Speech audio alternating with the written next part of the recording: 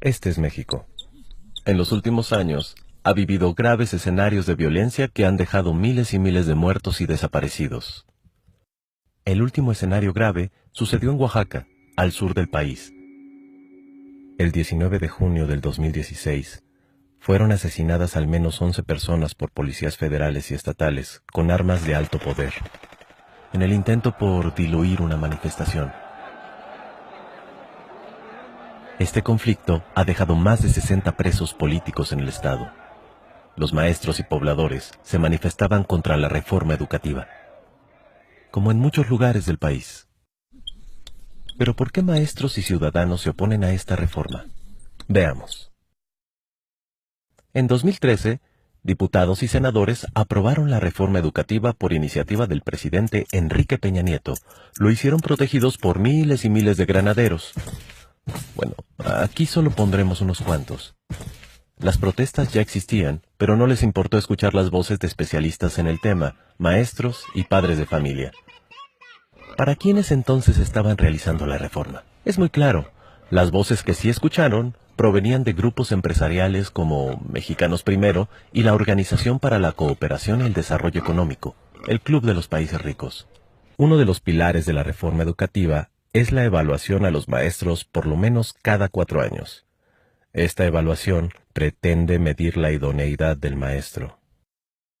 Pero no toma en cuenta grado académico y experiencia, la calidad humana con los alumnos, ignora las diferencias culturales y socioeconómicas del país, por ejemplo, entre un maestro de un municipio de Nuevo León o un maestro rural en la Sierra de Puebla. El examen, además de largo y antipedagógico, está compuesto en su mayoría por preguntas sobre reglamentos y procedimientos burocráticos, y no por contenidos académicos. La verdad es que uno de los grandes objetivos de la reforma educativa es someter a los trabajadores de la educación arrebatándoles su estabilidad en el empleo, con el pretexto de mantener solo a los maestros idóneos. La renuncia provocada y el despido masivo echará a la calle a decenas de miles de educadores.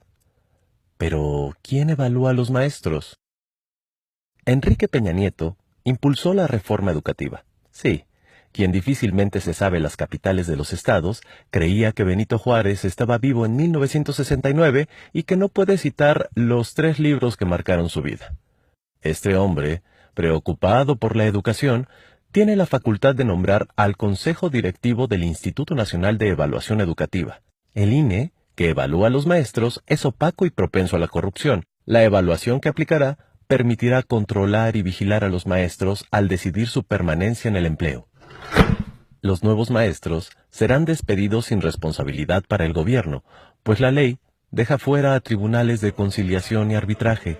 Es decir, nadie podrá defender a los trabajadores de la educación que ya no contarán con los elementos más básicos de protección laboral. ¿A quién pretende controlar la reforma? Pues a maestros como los de Oaxaca, Guerrero, Chiapas, Michoacán, entre otros estados, que han luchado por años para poder elegir democráticamente a sus representantes y mantener su independencia del gobierno.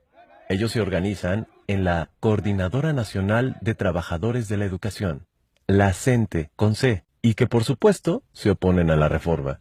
Es la disidencia del Sindicato Nacional de Trabajadores de la Educación, el CENTE, con S. Por años, la cúpula de este sindicato ha sido un aliado cercano de los gobiernos, llegando al grado de ser una agencia de fraude electoral. Este sector es el que más ha participado en venta de plazas, corrupción y fraudes. Su exlideresa hoy está presa. Este gremio, como es obvio, sí está de acuerdo con la reforma educativa. Los maestros de la CENTE se oponen porque además abre las puertas a la privatización de la educación pública. Esta reforma plantea la autonomía de gestión. Con este término, el gobierno pretende que los padres de familia tengan la responsabilidad de atender problemas administrativos de las escuelas, que siempre ha sido una obligación gubernamental, como el pago de agua y luz, descomposturas y materiales, además de otorgarles atribuciones de vigilancia sobre los maestros. Todo esto bajo el liderazgo del director. También alienta el entrometimiento de empresas en las escuelas públicas. No es exagerado decir que la complicidad de empresarios con gobiernos corruptos, como los que tenemos, harán de la educación un jugoso negocio a costa de los padres de familia. Para nadie es un secreto la gran crisis del sistema educativo mexicano. Este sistema está formado por autoridades educativas, infraestructura, maestros, alumnos, programas de estudio y materiales. De todos estos componentes, el gobierno y los medios de comunicación han fabricado a un solo culpable de esta crisis, los maestros. Pero en México se siguen implementando planes de estudio de hace 15 años. Desde que se impuso la reforma, no se habla de estrategias pedagógicas o invertir en ciencia y tecnología. Hemos llegado al punto en que los libros de texto gratuitos tienen faltas de ortografía y errores científicos. Este año se le quitaron 3.660 millones al presupuesto de la Secretaría de Educación Pública. ¿Le interesa al gobierno la educación de los ciudadanos? Los maestros que se han movilizado contra esta reforma no han dejado de ser llamados huevones, vándalos, privilegiados. Los medios de comunicación hacen una campaña de odio. Seamos sinceros. ¿Qué privilegio puede tener una maestra oaxaqueña de primaria que en promedio gana 8,000 pesos mensuales al lado de los verdaderos privilegiados?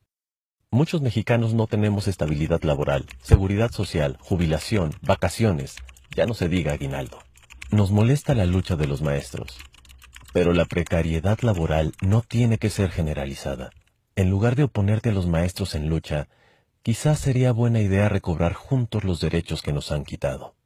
En conclusión, la reforma educativa es una contrarreforma porque nos regresa al pasado. No es educativa pues no intenta mejorar la educación. Es una triste ley que lesiona el derecho de los maestros y abre las puertas a la privatización. Por eso digo, yo estoy con los maestros.